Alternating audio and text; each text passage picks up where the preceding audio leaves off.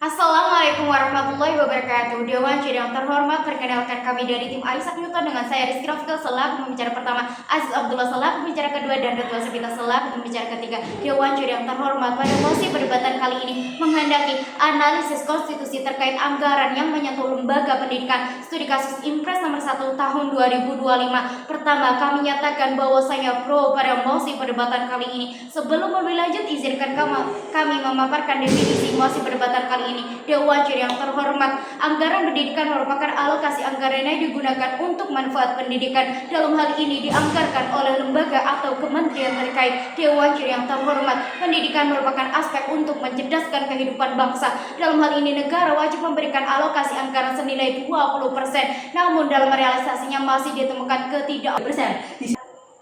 Dewan Juri yang terhormat, selaras dengan adanya fenomena stagnasi anggaran pendidikan, maka diperlukan instrumen hukum yang tepat dan akurat sebagaimana prinsip law change by reason. Mosi ini berlandaskan karena adanya Impres nomor 1 tahun 2025 yang dianggap inkonstitusional. Apakah demikian? Kami nyatakan tegas tidak, Dewan Juri. Hal ini didasarkan dengan dua bangunan argumentasi kami. Yang pertama, Impres mengatasi stagnasi anggaran pendidikan, dan yang kedua, Impres meningkatkan kualitas anggaran pendidikan.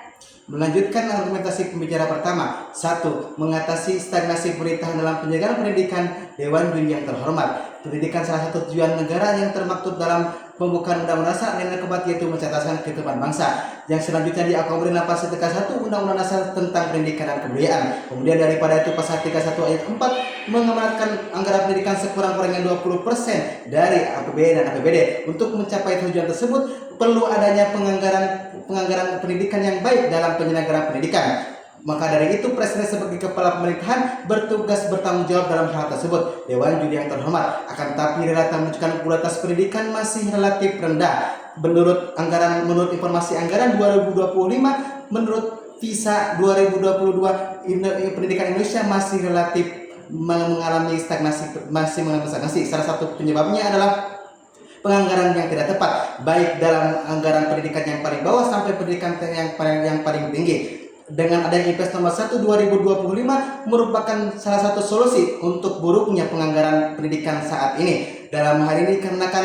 kebijakan tersebut menekankan perlu adanya efisiensi dalam meningkatkan efektivitas penggunaan anggaran dalam menjamin mutu kualitas pendidikan. Hal ini seras dengan teori economic analysis of law Richard Posner bahwa setiap aturan atau keputusan hukum berevaluasi berdasarkan biaya dan manfaat yang dikeluarkannya. Dewan Juri yang terhormat, ketentuan pembentukan Impres nomor 1 2020 telah memenuhi syarat-syarat penggunaan wewenang first immersion atau diskresi sebagaimana tertulis dalam pasal 24 Undang-Undang Nomor 30 2012 dan tujuannya termaktub dalam pasal 22 huruf B Undang-Undang tersebut untuk mengatasi stagnasi dalam guna pemanfaatan dan kepentingan umum. Maka Impres nomor 1 2025 hadir dalam menjadi problem solving untuk mewujudkan kepentingan umum dan pemanfaatan dalam anggaran pendidikan. 2. Meningkatkan kualitas anggaran pendidikan. Dewan Juri yang terhormat, anggaran pendidikan yang diamanatkan dalam pasal 31 Undang-Undang Dasar bahkan hanya baik dalam anggaran 20%, akan tetapi kualitas 20% bisa dimanfaatkan secara optimal karena efektivitas pemanfaatan anggaran tersebut belum berjalan dengan baik, maka perlu adanya evaluasi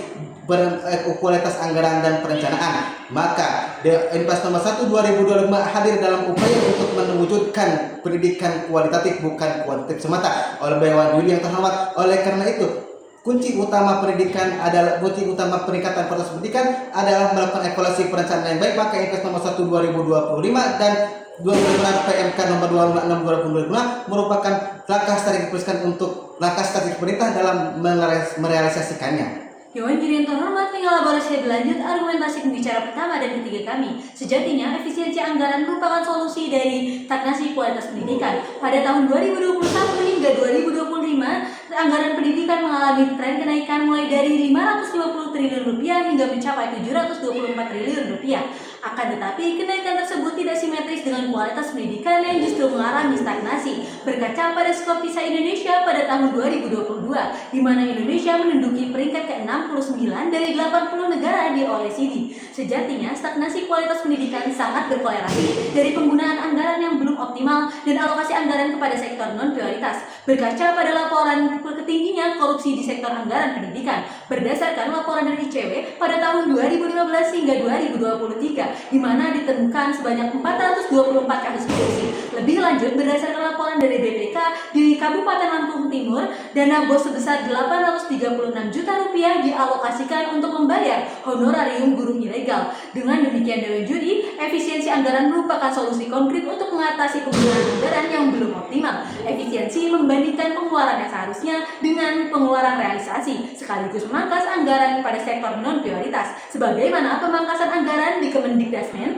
di mana ATK dipotong sebesar 90%, di sektor dinas 56% dan seremonial 53%. Di sisi lain, efisiensi anggaran juga meningkatkan kualitas pendidikan, selaras dengan teori Law and Social Engineering oleh Rescue Pound, di mana hukum merupakan alat untuk mengubah nilai-nilai budaya di masyarakat. Dalam konteks ini, impres membuat budaya pemborosan di masyarakat sekaligus mendorong inovasi, sebagaimana yang terjadi di SMK Negeri 2 Semarang, di mana keterbatasan anggaran mendorong inovasi dengan menjalankan kemitraan dengan Infotrade, sebuah layanan internet di mana menggantikan pemborosan anggaran di setiap bulannya dari dana BOS. Dewan Juri Interpelasi telah sampailah kita pada bagian kesimpulan, di mana impres adalah hal yang konstitusional karena pertama, impres merupakan perwujudan dari Friars Emerson yang dilakukan oleh pemerintah untuk menjalankan amanat konstitusi. Kedua, efisiensi anggaran mengalokasi anggaran dari sektor non-prioritas ke sektor prioritas. Hal ini sesuai dengan amanat Undang-Undang Sidiknas Nomor 20 Tahun 2003. Ketiga, efisiensi anggaran menjadi solusi dari stagnasi kualitas pendidikan dengan mendorong inovasi sekaligus evaluasi. Oleh karena itu, Dewan Juri, impres menjadi bukan sekedar konstitusionalitas, akan tetapi asas legalitas. Dalam hal ini merupakan langkah progresif oleh pemerintah untuk mewujudkan amanat konstitusi. Sekali lagi, kami tekankan keberpihakan kami pada mosi perdebatan kali ini. Sekian dan terima kasih.